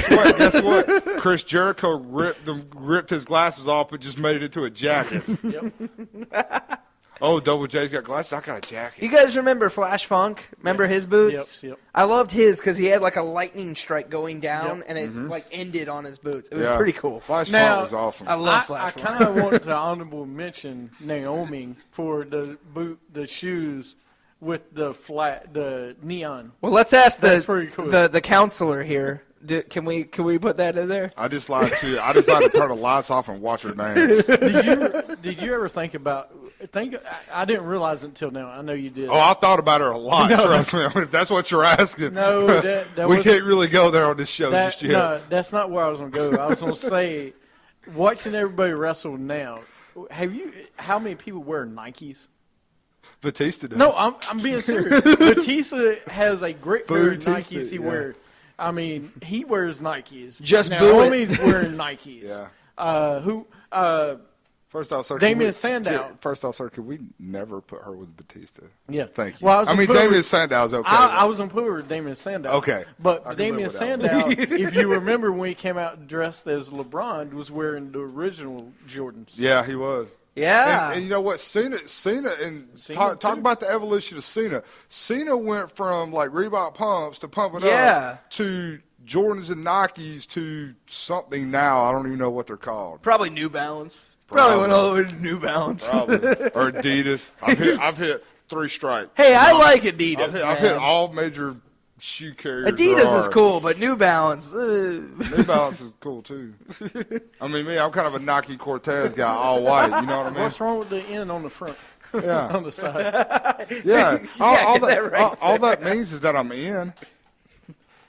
I'm in 3 count. I mean, when she looks at me and says, "Are you in?" I just hold my shoe up. In. What do you think, baby? Look at my shoes. I'm in like Flynn, in like Sin. However you want to run it, baby, we're good to go. Well, So, you know, I hey, got see, now y'all got me hey, off I track. got the Shia now, LaBeouf. Hey, now I'm thinking about those light up shoes and her walking down the hallway, man, with the lights off. hey, I got the Shia LaBeouf look. Just do it.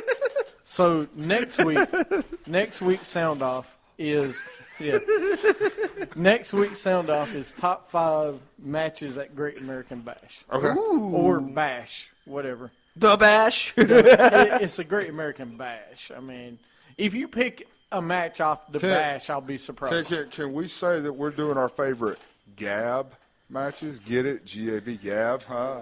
Yeah. Great American Bash, Steven. Get some. T.O.B. Oh my God. Hey, What did I get myself into? hold it actually, down. hey, you know what that was he just dropped? Do you want to guess what he just dropped? Oh, don't do that. He just dropped a truth bomb. Oh, it happened. God. It's real. It's a truth bomb. Speaking it's of truth real. bombs, I think R-Truth took your truth bombs, by the way, because he's starting to do truth bombs. You see, what is it with him and stealing my gimmicks? Because last time we started Tropical Truth, they never did it. They should have. They should have. You know what? Listen, here's. I want to leave everybody with a question. We're at the end of the show, okay? Yep. And I want you guys' answer next week. All right. Where is little Jimmy from? Like, where does he fight out of? Because, you know, everybody's got a hometown where they fight out. So I want you to think about that, and I want you to hold your answer for next week. All right. But I want to know, where does little Jimmy hail from? Because we all know who little Jimmy is, but nobody really knows that much about him. So I want to hear the different backstories for little Jimmy. All right. Hold it. We'll do it next week. Stop. Hold it. That means save the save the steak until next week. Daddy, I'm prairie dogging back here. Shut up. All right. Anything to add there? No, man. Great show Thank you. today. All right, it was fun. All right. Well, next week we'll Steve's get tag turned team to the partner games. walked out on him. Yeah, I know. It's cool. It was a no DQ. It was a no DQ. Is that how we ended it? It's a no DQ. It's cool. I think he basically Shawn Michaels him. Yeah. Yeah, I got Shawn Michaels. You got Michaels. I got Michael. Well, next week we'll get into we'll do mind games and some more of the game show we talked about doing. You were listening to Wrestling Attitude. Catch us on Stitcher, Spreaker, iTunes, and follow us on Twitter at WWA Show. And like us on Facebook. That's right. Have a good week.